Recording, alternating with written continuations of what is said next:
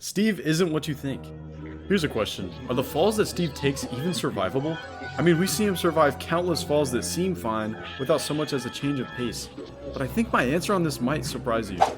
To answer the survivability of these falls, we need to figure out a couple questions. 1. How much can Steve carry at a time? 2. What is the hardest block in the game?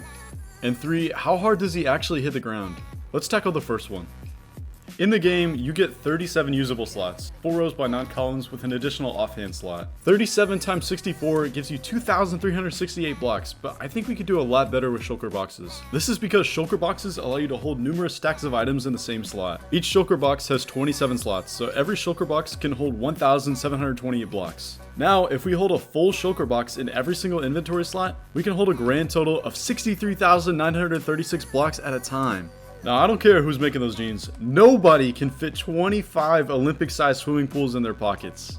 But how much does that actually weigh? While Minecraft doesn't have any official sources for their physical properties, they often have real-world equivalents that we can use. To keep our calculations fair, I don't want to abuse any ridiculous crafting magic to find the heaviest block, so I won't be including blue ice, netherite, or wet sponges.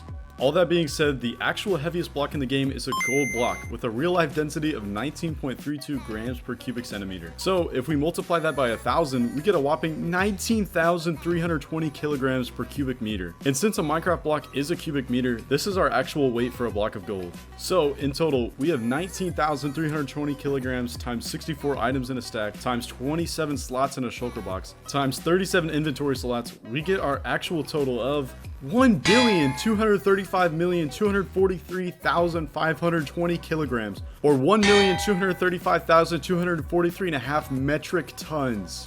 Steve is literally capable of carrying 11 Nimitz-class aircraft carriers at a time. And while carrying all of that, he can still sprint at full speed, jump a meter, and swim without sinking.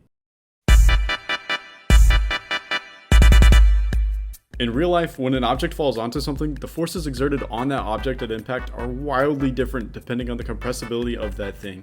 For example, falling onto a mattress would be vastly different than falling onto concrete, because concrete compresses less under a load than the mattress. So, to find the worst case scenario for Steve's legs, we need to know the least compressible block in the game. The stiffness of an object is often defined as a ratio between stress and strain, known as Young's modulus. Stress is the force applied per unit area, while strain is the percent change in length. Something like a rubber ball would have a low Young's modulus, whereas a steel bolt would have a relatively high Young's modulus. So which block has the highest stress-strain ratio? You might think it would be gold because of its high density, but actually, no. As all the Minecraft-loving 12-year-olds guessed, the real answer is diamond. Diamond has a unique internal structure called a crystal lattice, a repeating geometric arrangement of atoms, in this case carbon. This specific arrangement of atoms makes diamonds extremely strong, with a Young's modulus of 1.2 times 10 to the 12th pascals. Now let's see how hard Steve actually hits the ground from the max survivable height. First, we can calculate the impact velocity by using this equation. Well, we know g is 9.81 meters per second squared, and our height is 22 meters. So our speed at impact is a blazing 20.78 meters per second, or 46 miles per hour. Next, we need to find out Steve's impact energy. Our potential energy is equal to mgh. So if we multiply it out, our potential energy ends up being 2.67 times 10 to the 11th joules. And according to the energy conservation law, we know that Steve's potential energy will also become his kinetic energy when he jumps. So his kinetic energy is over 267 billion joules. For reference, that's like igniting 63.81 tons of TNT. We can model the compressive forces of the block as a giant spring to see how much it breaks his fall. The block's surface area is 1 meter squared and its length is 1 meter, and as mentioned previously, the stress-strain ratio of diamond is 1.2 times 10 to the 12th pascals. With this information, we can determine the spring constant for a diamond block, which is 1.2 times 10 to the 12th newtons per meter. That is incredibly high. To find our stopping distance, we can rearrange ke equals 1/2 kx squared to solve for x, which gives us x equals the square root of 2ke divided by k. Plugging in all our numbers to this new equation, we get a stopping distance of 0.667 meters. Hold up, is that even possible? Theoretically, yes, but a real block of diamond would almost certainly shatter before ever compressing 2/3 of a meter. However, we're just using the stopping distance to estimate the force exerted on Steve's legs, so treating it as an idealized solid works here. Hooke's law states that the force needed to extend or compress an elastic object, such as a spring, by some distance is directly proportional to that distance. So, with our stopping distance x and our spring constant k, we can finally calculate the actual force on Steve's legs. Multiplying 1.2 times 10 to the 12th newtons per meter by 66.7 centimeters, we get a complete force of 8 times 10 to the 11th newtons. Each leg is taking a total of 400 billion newtons. That's absolutely insane. Steve withstands the equivalent of a nuclear blast shockwave when he hits the ground. But do you know how many newtons it takes to break a human leg? About 11,000. Steve's legs would have to be 7 orders of magnitude stronger than an average human's. Definitively, there is absolutely no way that Steve could be human and survive that jump. But I mean, come on, this is a ridiculous scenario that has nothing to do with the lore, it's just a quirky physics calculation. Well, actually, maybe not. In the end of the game, we get an actual glimpse into who or what Steve is outside of the main game in the form of a conversation.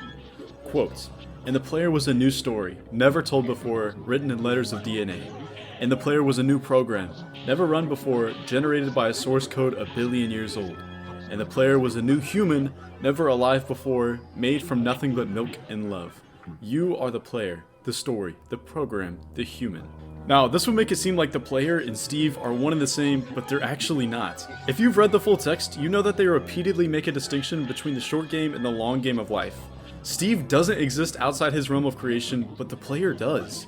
The entities specifically note that the player exists beyond the interface of the game. Quote, "Sometimes the player dreamed it was a miner, on the surface of a world that was flat and infinite."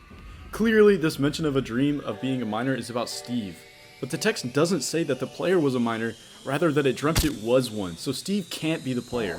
So, the mention of the player being human was never about Steve, it was about you, the person literally playing the game. In fact, the game's canon never actually calls him human or a person at all. After 3 games, over 20 official novels, tens of handbooks, guides, and thousands of Minecraft.net articles, not once do they mention Steve, the literal main character of the game, as a human when describing him. Although, they did sort of allude to Steve being a monster in a Minecraft Live animation from 2024, I just didn't want to include it as evidence for this video because it's unlikely that Element Animation, the company behind this video, actually knows the truth about Steve. For some reason, Mojang leaves it intentionally vague and never confirms one way or another what Steve is. Why would Mojang do this? What is to gain from leaving out something so important to the game's lore in every single description? Maybe they prefer the ambiguity of players being able to believe both sides. That Steve is a human just like the player, or that Steve is a descendant of an ancient race of master builders. Maybe they don't want people like you and me trying to pick apart this game. Maybe they just didn't think it was important. And because of Mojang's secrecy, we'll never know for sure. So after calculating Steve's carrying capacity, we determined he could support over 1,000,000 metric tons with no problems. His legs withstand 800 billion newtons of force in a 22-meter fall. Even if Mojang never reveals the truth about Steve, the evidence is clear. He can't be human. Thank you for watching. I hope this video was cool or at the least informative for you. If it was, please consider liking the video or subscribing to my channel for more. It helps out a ton. See ya!